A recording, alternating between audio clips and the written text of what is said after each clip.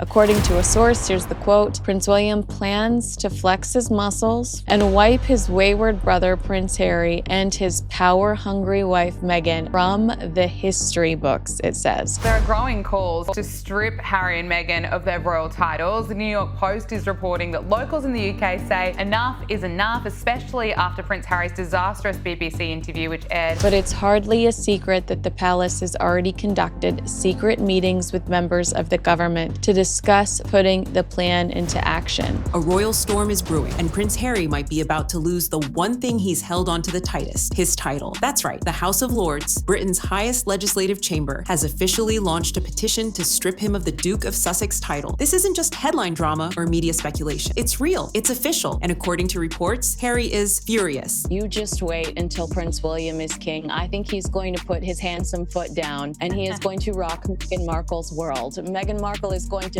be humbled very quickly. According to a report in OK magazine, Prince William plans on stripping both Harry and Meghan of their HRH titles once he becomes king. For a man who swapped royal duty for red carpets and flashing cameras, the crown might finally be done playing nice. Behind closed doors, insiders say Harry is absolutely fuming because the very institution he walked away from is now moving to cut one of his final royal lifelines. Meghan ruined Harry. Now that the once carefree, fun-loving prince has turned into a miserable moaner, lashing out from the depths of his paranoia at a world he thinks is conspiring against him. This isn't just a slap on the wrist. It's a full-blown takedown of whatever shred of royal legitimacy he has left. And the charge? It's being led by none other than Britain's most powerful legislative body, the House of Lords. The HRH is only given to working royals and senior members of the royal family because it denotes a level of I guess, respect in the public, and also it's not a financial thing. Working royals do not profit. They do not use their names to make money. It's an honor to have an HRH. This petition isn't coming from some fringe group. It's being driven by a powerful coalition of lords inside the UK Parliament. Senior Conservative peers and respected crossbench members are now sounding the alarm, accusing Prince Harry of recklessly exploiting his royal identity for personal gain. And make no mistake. And it's all about trust. They excluded Meghan Markle from the Sandringham summit because they were afraid she would secretly record the meeting and release it to the media. There is no trust when it comes to Prince Harry. This is serious. Parliamentary records confirm the petition is under formal review, and it's quickly gaining traction in mainstream political circles. At the heart of it all, Section 1 of the Titles Deprivation Act of 1917, the same law once used to strip royals of their titles for siding with enemy nations during World War I. The argument now, while Harry hasn't committed military treason, his conduct has crossed a line that many believe warrants the same consequences. A new poll reveals that the declining arc of Harry's popularity has accelerated into a high-speed plummet. They're framing Harry's actions as a betrayal, not of the military, but of Britain's moral and constitutional foundations. And the response? Swift and staggering. Within just days of going live, the petition has pulled in tens of thousands of public signatures. But even more telling, it's gained serious traction among members of both the House of Lords and the House of Commons. This isn't some performative gesture. This is institutional action with real constitutional weight behind it. But this has been Meghan Markle's MO from the beginning. She wants all of the privileges that go along with an identity, but she doesn't want any of the responsibilities. She doesn't want to do any of the work. She wants the tiara. She doesn't want the public service. So what ignited this political firestorm? What pushed Parliament to finally say enough is enough? The spark? Harry's growing entanglement in American politics, a move that many say flies in the face of the strict political neutrality expected of anyone holding a British royal title. Over the past few years, he's taken part in multiple interviews and public events where he didn't hold back, at one point even calling the US First Amendment bonkers. But it didn't stop there. Harry and Meghan have repeatedly aligned themselves with highly partisan groups in California, some of which openly promote anti-monarchy and far-left ideologies. And here's the kicker. They've done it all while still using the Duke and Duchess branding. Royal watchers and constitutional experts aren't mincing words. They're calling it title laundering, using royal status to give radical political messaging a glossy layer of legitimacy on the global stage. The royal family, especially William and Kate, didn't develop reservations about Meghan because of the way she bullied palace staff. She was simply the victim of royal racism. All of this is nonsense, of course. British lawmakers are now asking the question out loud. Why is a British duke meddling in US elections, weighing in on free speech, and taking part in political lobbying across the Atlantic? Their conclusion is harsh and clear. Prince Harry, they say, has weaponized his royal title against against the very institution that bestowed it. It's not just out of line, it's dangerous. And for the first time, Parliament appears truly ready to act. Since stepping back from royal duties in 2020, Harry has built a global profile, largely by turning his spotlight on the monarchy itself. From that explosive Oprah Winfrey interview, where vague but damaging allegations of racism surfaced. There's a conversation with you, with Harry, about how dark your baby is going to be? potentially, and what that would mean or look like.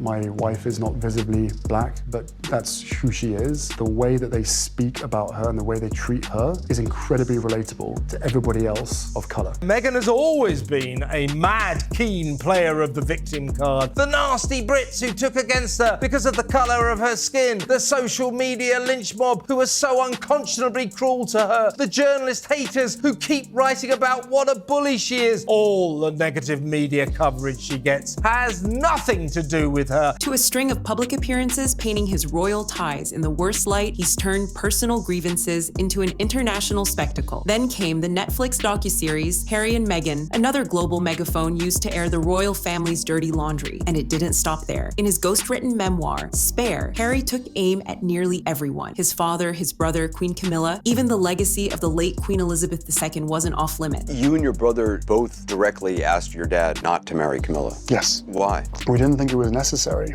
She was the villain. She was the third person in the marriage. She needed to rehabilitate her image. That's right. Queen Camilla has to be there, the quote-unquote wicked stepmother, according to Prince Harry. Now, British lawmakers are calling this what they believe it is. Not legal treason, but symbolic betrayal. How, they ask, can a man who's turned his family's most private moments into a public spectacle for profit still claim to represent the dignity of the United Kingdom? For many in Parliament, the answer is simple. He can't. He can't. I can't imagine having to feel like it's appropriate to have those sorts of close and should be otherwise private family conversations just fleshed out in public. I find that really quite sad. And lawmakers aren't mincing words. Harry's behavior is being labeled as vile, vindictive, and driven by profit. And when you're carrying a title granted by the crown, that kind of conduct does matter. Despite what Harry might believe, royal peerage titles aren't untouchable. Legal heavyweights like Professor Vernon Buck-Danner, one of the UK's leading constitutional experts, have made it clear Parliament absolutely has the authority to strip a royal dukedom, especially when it's in the national interest or serves a higher moral purpose. And the Titles Deprivation Act of 1917, that's just one of several tools they can reach for. I'm very, very surprised the openness with which Harry and Meghan have gone into this, in that, they're sharing text messages, they're sharing very private photographs, they're sharing every detail of their most secret trips in the early days of their relationship. And this is a couple who said they left the royal family seeking privacy. Some lawmakers are now pushing for a more permanent fix, a modern legislative safeguard to prevent royals from turning their titles into political tools. The proposed solution, a new bill dubbed the Dignity of the Crown Act, aimed at making it illegal to use British noble titles in foreign political arenas. And according to insiders, Prince Harry is the clear target. This isn't a warning shot. It's the opening move in what could be a formal effort to wipe away his aristocratic legacy. Parliament is paying attention, the public is growing increasingly fed up, and behind palace walls, the monarchy has had enough. The clock may be ticking for Prince Harry, Duke of Sussex. Picture he tries to paint with Queen Elizabeth, even saying during that BBC interview that the Queen wanted him to have this level of security. And we're finding out the truth, and it's that she bothered by them. I think the understanding is that when he becomes monarch, they will be formally stripped of the HRH. And I'm sure Prince William has a lot of support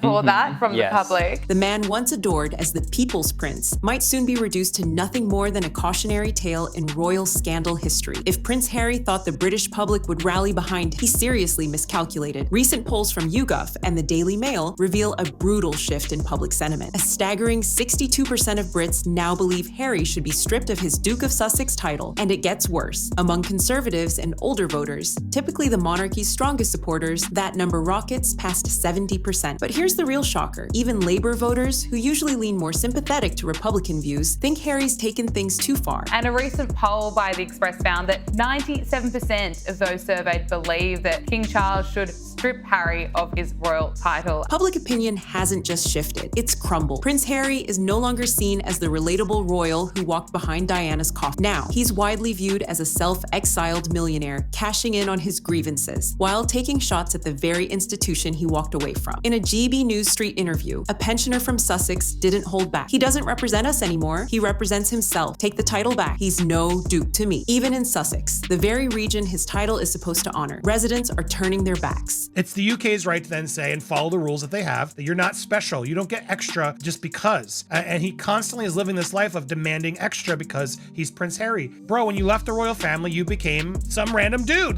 keep it honest, who was Prince Harry. So many people, they want all the privileges, they want all of the honors, they want all the plaudits, but they don't want to do anything. Locals have been signing a House of Lords petition en masse, claiming Harry's actions in the US have brought them nothing but embarrassment and political misrepresentation. Plain and simple, the British public is over Prince Harry, and now Parliament is starting to take notice. But here's where things get especially hard to swallow. The loudest critics of royal life are still cashing in on its perks. While Harry and Meghan claim to have distanced themselves from the monarchy, they continue to leverage their Sussex titles for profit. Their Netflix deal officially signed through Archewell Productions, but it's always Harry and Meghan, the Duke and Duchess of Sussex, headlining every press release. Did you notice that at the end of every episode, it says, the starring Meghan, Duchess of Sussex? Yes. That's how she's billed. The same goes for Spotify. Their now defunct podcast, Archetypes, leaned heavily on the royal connection to draw in listeners. And it doesn't stop there. Their children, Archie and Lilibet, are being marketed as prince and princess in the media, despite the couple's public insistence on keeping them out of the spotlight. Observers on both sides of the Atlantic have started calling this what it looks like: title trafficking. Never before seen pics of the kids. They only did that so they could get more press. Honestly, they want to keep their kids out of the press, they want to keep them safe, but they constantly want to just throw a little bit so we're like,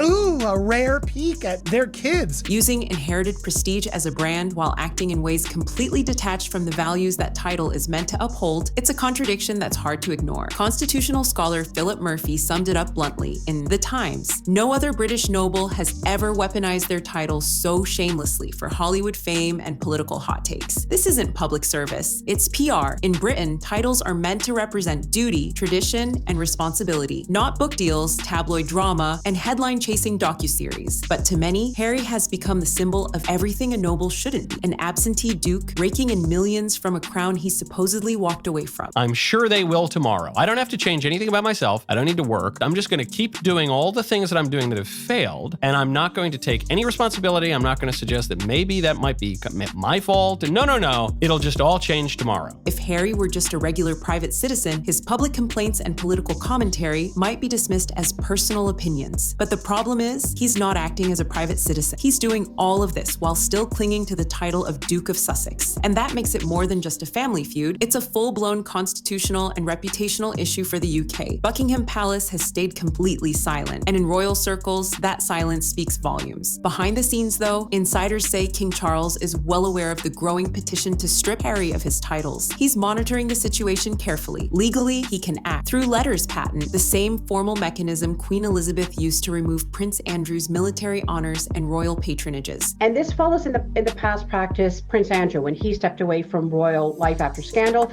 he still has the HRH, he does not use it. Charles has the power to do the same, but so far, the palace isn't making any public moves. Not yet, anyway. Why the hesitation? Because this isn't about revenge. It's about optics and process. The palace knows that stripping Harry's titles through a constitutional route allows Parliament and the public to take the lead, sparing the monarchy from looking vindictive. As royal biographer Robert Lacey put it, King Charles doesn't want this to come across as a father punishing his son. He wants it seen for what it truly is: the institution distancing itself from a growing liability. And perhaps the most telling silence of all, Prince William's. Sources say William has completely stepped back from the situation. He's fully aware of the petition and hasn't raised a single objection. In fact, he reportedly sees Harry's continued use of the Duke of Sussex title, especially overseas in political and commercial contexts, as a direct threat to the monarchy's credibility. It is a masterclass in self-promotion without, it strikes me, a scintilla of self-awareness. I'm stunned by it. In short, the Windsors have already moved on. The Crown is speaking volumes through its silence, allowing the public, the press, and Parliament to deliver a message that's louder than any royal statement. You walked away, now the door is closing behind you. The fuse has been lit. Public support for removing Harry's title is climbing fast. His commercial strategies have been exposed, and behind the scenes, the royal family is steadily pulling away. Prince Harry may soon face the ultimate fall from grace, being legally stripped of the one title that still gives his celebrity any real weight. The very title he once wore with pride could be taken, not out of spite, but to preserve the dignity of the institution. The walls of Montecito are shaking. Harry isn't untouchable. There's historical precedent for this kind of action. In 1917, King George V used the Titles Deprivation Act to strip royals who sided with Germany of their British honors. Parliament's done it before, and they can do it again. During World War I, entire branches of the royal family lost their dukedoms. Names like the Duke of Albany and the Duke of Cumberland were erased from royal records. Today, lawmakers are dusting off that same precedent. Their reasoning? Prince Harry may not be committing treason in the traditional wartime sense, but aligning himself with Netflix deals, Spotify contracts, and politically charged American causes is, as some in the House of Lords argue, a moral betrayal of the monarchy's dignity. And they're not just looking to the past, they're pointing to a recent example, Prince Andrew. In 2022, after public fury over his ties to Jeffrey Epstein, Andrew was stripped of his royal patronages and military honors. So now the question being asked in Parliament is clear. If Andrew lost his titles over scandal, why should Harry keep his while actively undermining British interests on a global stage? Here's the bombshell Prince Harry is facing right now. If Parliament pulls the plug on his Duke of Sussex title, his entire image takes a nosedive. No more His Royal Highness on red carpets. No more grand intros at elite charity galas or boardroom pitches. He becomes just Mr. Harry Windsor, a former royal-turned-tabloid headline. And in Hollywood, where perception is power, losing that royal shine could be devastating. Brand Sussex, practically worthless without the crown's glow. Meghan's blog, their Netflix deals, they're all riding on the fairy tale of royalty. Take that away, and suddenly they're looking more like ex-royals clinging to celebrity status than global power players. Public opinion is souring. Legal precedent is in place. Political momentum is building. And as the walls close in, Prince Harry stands at a crossroads. One path leading back to grace, the other to total obscurity. The world is watching, not just to see what title he holds next, but who he becomes without it. If you're intrigued by the rise, fall, and fallout of the royals, this is just the beginning. Hit that subscribe button and join us here at Star Spotlight, where the truth behind the fame always shines through.